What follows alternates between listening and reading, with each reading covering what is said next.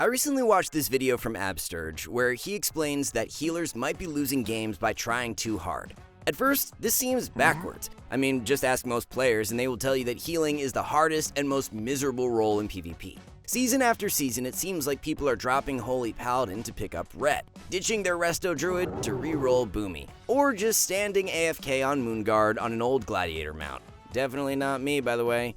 Anyway, it's clear that there is a crisis in World of Warcraft PvP, and as a longtime healer myself, I actually agree with Absterge. When I do VOD reviews or analyze low-rated gameplay, I notice the same common mistakes many healers are making, and in today's video, I want to offer a few tips that actually work for climbing as a healer in Midnight PvP, especially as a beginner. Throughout this video, we will be talking about two healers. Healer 1 plays to win. They are pushed into the fight spamming damage, trying to land CC, doing everything in their power to force a kill. Healer 2 plays to not lose. They are chilling at the pillar, pressing their rotation and taking things slow. Let's see how these two types of healers can manage mistakes in the average solo shuffle. I want to start with the biggest complaint I see over and over from healers across the internet, that despite mashing buttons at 600 APM, damage seems 100% unhealable. And I totally get it. Damage can feel unhealable, but there's one thing a lot of healers overlook, and I promise it's the single biggest improvement you can make to your gameplay. I call it maintenance, and every healer, regardless of the spec they play or their current rating, can definitely do it better. It works in two different ways. For some healers, maintenance means the 1 or 2 buffs they need to maintain no matter what. Resto Druids have Life Bloom and Soul Rejuve. Evokers have Echo Reversion, Monks have Renewing and Enveloping, and Shamans have Earth Shield and Riptide. There's also mini cooldown maintenance. Disc Priests need to Shield and Penance on CD since these two spells buff each other. Holy Priests need to Palm on CD because they really don't do anything else these days. And Holy Paladins need to constantly generate Holy Power. Think of your maintenance like building a massive dam to protect against incoming damage. You need to make sure you have the strongest structure built first so it doesn't collapse later. What you will notice is that the best healers are constantly staying ahead on maintenance. The best Resto Druids are making sure Life Bloom gets refreshed well before it expires. The best Priests are using Prayer of Mending the millisecond it comes off CD. You get the idea. By staying ahead on maintenance, it means your burst heals have some extra support when damage really starts to spike. The death spiral that traps so many healers is relying too much on their burst heals. They think, oh, damage isn't happening right now, why bother pressing any healing spells?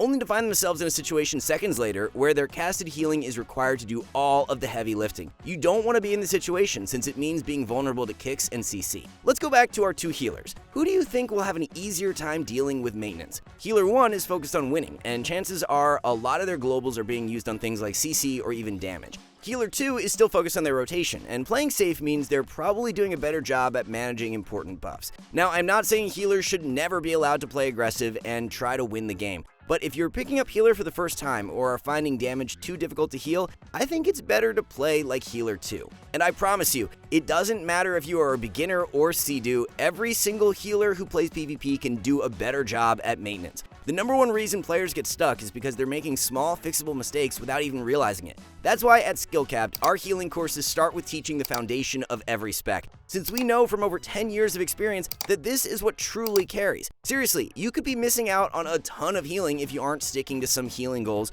or if you don't know the burst healing combos needed to deal with the insane damage you see at higher ratings. Subscribers also get access to our brand new arena coaching tool, which analyzes your gameplay and provides you with personalized feedback. And with a brand new update to the Skillcapped UI, there's never been a better time to sign up. With these 3 insanely effective features and more, we guarantee you will gain at least 400 rating while actively using our service. So join us today using the exclusive discount link in the description below. For now, let's get back to the video. Now, I want to talk about the opener, since I think this is a place where being a healer can kind of suck. Everyone knows that 99% of DPS will instantly pop their biggest offensive cooldowns the moment the fight starts. But what people forget is that the opener is also when everyone's trinkets, weapon enchants, and embellishments will also be proccing too. All of these damage modifiers are designed to be unhealable.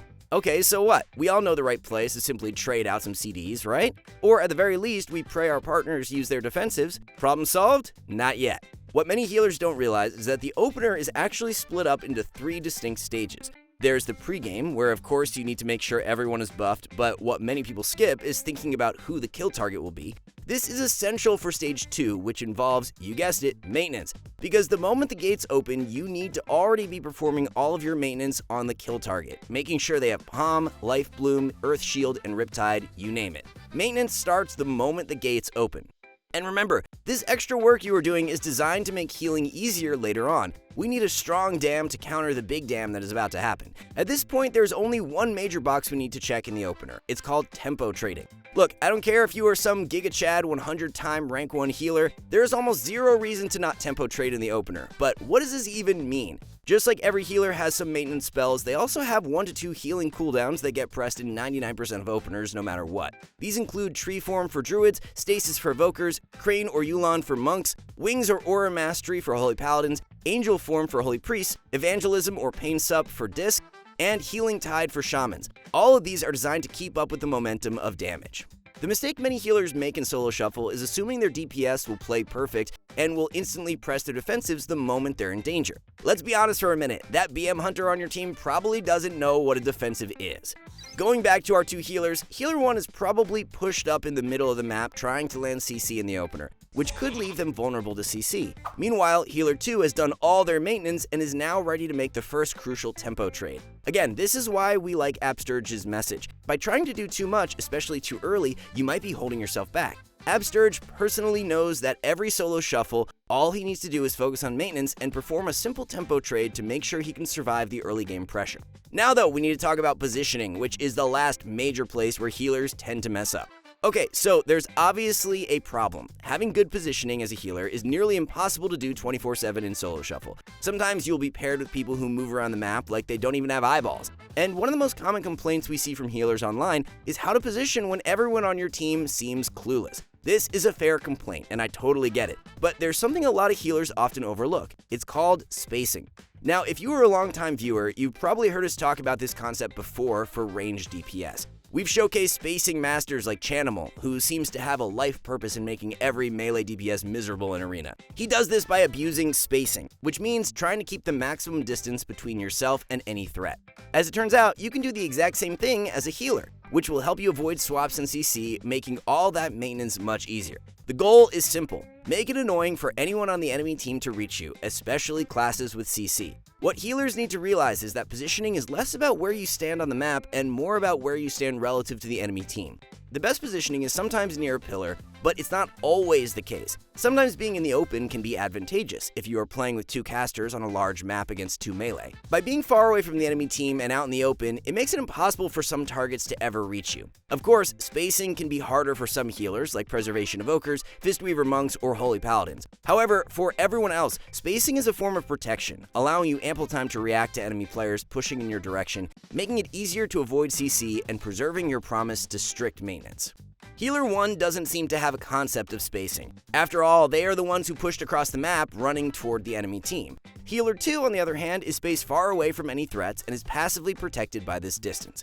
So when Absterge said that some healers are trying to do too much, he was absolutely right. Healing is a bit of a paradox. It's definitely a challenge, and trust me, I know. However, by sticking to a few key principles and focusing on maintenance and simple plays, it's a lot easier than many people realize. That's why we built Skill Cap's all-in-one platform to make improvement easier than ever for any beginner healer. Our step-by-step courses teach you exactly what your goals are, how to execute your rotation efficiently, and how to handle high-pressure situations. And with our brand new coaching tool, we can analyze your gameplay and help you correct any major mistakes. All this comes with our fully custom UI, which highlights exactly what matters in the moment, making it easier to maintain key buffs and avoid CC. As always, everything is backed by no questions asked money-back guarantee, which promises you will gain rating. Make sure you use the discount link below to get started. For now, we want to thank you all for watching. See you soon.